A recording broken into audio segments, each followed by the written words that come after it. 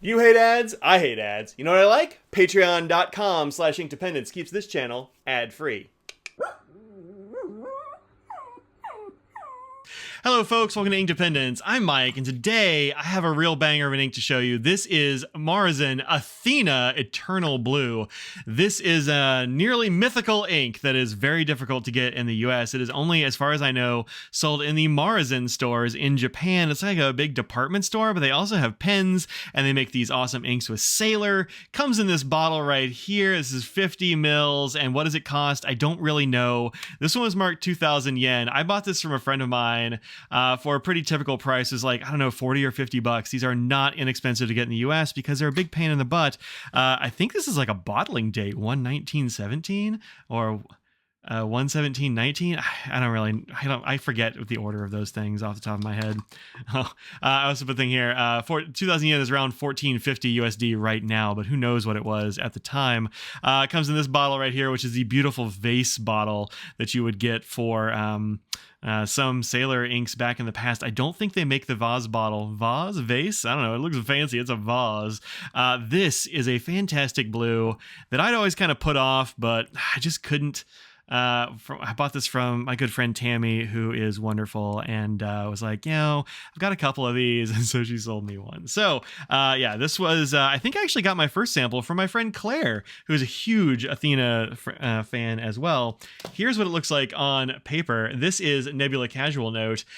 And man, does this look good. Let me tell you what, it's actually been in this pen for 2.5 years at this point, because I just keep refilling it. It's so good in here. It's like the perfect combo of ink and nib and pen, even though this pen does like to hide on my desk being all camouflagey. It's so perfect that I kind of keep just coming back to it. But like, just look at this ink. You've got this like beautiful blue out here. You've got a deep blue in the middle. You get like sheen sometimes, and this will dry up a little bit in your pen and condense, and then you get even more of this darkness and this sheen, and it is beautiful. And I'm never upset that I used this or had it inked up. It's great. So here, Nebula Casual Note, 90 grams per square meter paper. This is really good paper. Check it out if you haven't. Flow, pretty perfect. I'd say it's medium. Maybe it's a little bit on the wet side of medium. It's just been perfect. Performance, very good on copy paper. Qualities, mild sheen, a little bit of shading here and there, as you'll see. Pen, this here, shown design, full size with a medium sig. And this is one of the ones that was ground by my good friend Jim Rouse, who passed away a few years ago. This is, I think all my shadow sigs were ground by Jim. So this is almost certainly a Jim nib. And it's perfect with this ink. Absolutely gorgeous, as you can see here. So comment section, it's excellent. Just get it. Like, if you get a chance to get some of this, yes, the price is high, but if you can swallow the price, this ink will not let you down. You will not be disappointed. I just kind of love it. All right, let's take a look at a little water drop test. Then we'll look at it on some other papers, and next to a whole bunch of other inks. And you know the drill.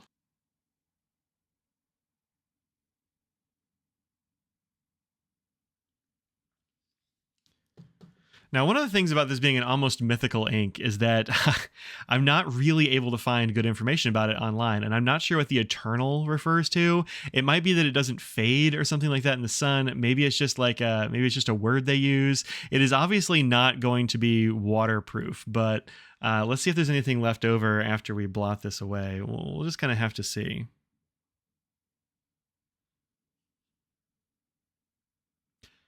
Also, I should note, like, I haven't even seen this for sale online. Like, it doesn't seem like Maruzen wants to sell this ink to me or to the rest of us. So if you have a friend in Japan, maybe they'll hook you up. All right, so there is definitely some left over. There's a whole bunch of blue that came up on our handy-dandy paper towel piece here. But nonetheless, you'd be able to read this. It's a light blue that's left over, but there definitely is a nice bit of blue left over. So that's pretty good. And here's the chromatography for this ink, which kind of looks like this, right? You get this little, this bit of blue down here at the bottom that is not moving at all. And then a bunch of the other blue that will kind of go up the chromatography strip here. But yeah, pretty good. This is good. It's not going to be as waterproof as you might hope, but it definitely will preserve your work if you dump a glass of water on it. So that's neat. All right, here it is on our Staples 20-pound, 30% recycled copy paper from that medium sig nib. You see just like a couple little feathers here and there. Remember, this is bargain basement paper. It is pretty bad, and this is This is that line. So yeah, it's actually quite good compared to the rest of these inks. It's at least on par with everything else, and probably pretty darn good. And that is a medium sig. It's not the driest nib on the planet. It's pretty good. Next up, Mormon Croaky. And it looks gorgeous on this paper. I love the color here. You can see definitely some shading here and the W's where it kind of like you end the stroke and a little bit of ink just falls back down the line. You can see a little bit of sheen here and there. Just absolutely gorgeous. So get yourself some of this Mormon Croaky paper because it is banging, and this ink looks so good on there. It's just, can't say enough nice things about this ink, I tell you. Wheat straw paper. Here it is. You can see there's a bunch of squiggles there. I did originally ink this up in this same pen on the 18th of January, 2021. It is currently the end of May 2023. And yeah, these are some evolutions of this ink. So this is fresh. This is a little bit older. This has been in the pen for a long time, and then fresh again. That's kind of what I did. That was just showing you a little bit of progression there. But I really like it when it's been in the pen for a while, condensing. It looks really good. Tomoe River paper. There it is. Athena Eternal Blue on Tomoe River. Absolutely gorgeous. Get more of that sheen here on Tomoe, of course. A little bit less shading, perhaps, but I don't know. I think it's definitely still there. You can still see some of it, but a little bit more sheen. It just looks so good. All right, a few inks that are kind of like this one. This is Athena Eternal Blue, of course, on a Colodex card. You can find those link in the description from Well Appointed Desk. Here is Athena's Blue Black. They have a few different colors of the Athena inks.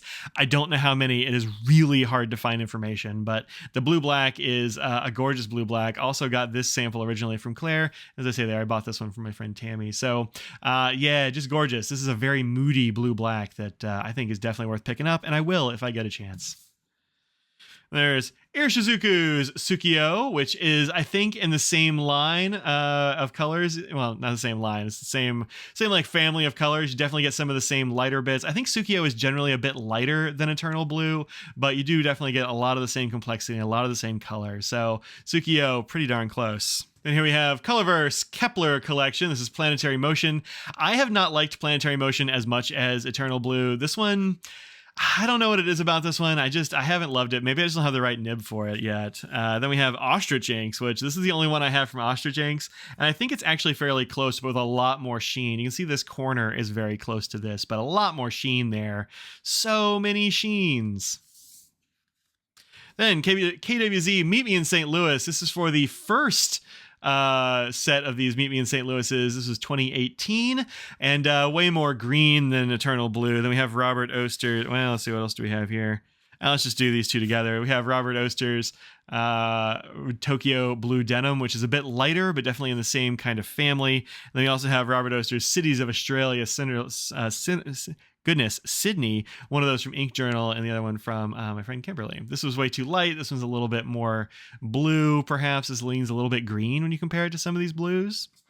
And then lastly, Lennon Tool Bar's Hobe, which is just a gorgeous blue. Same kind of thing, I think, going on, but this one is definitely just like leaning right here on this edge. It's a lot lighter in general than Eternal Blue is, but another great ink if you're looking for another really cool Japanese ink. Japanese? Pretty sure it's Japanese. All right, there you go. This has been Maruzen's Eternal Blue. Obviously, I love this ink. It's one of my favorites and well worth picking up if you can get your hands on it. And until next time, peace out.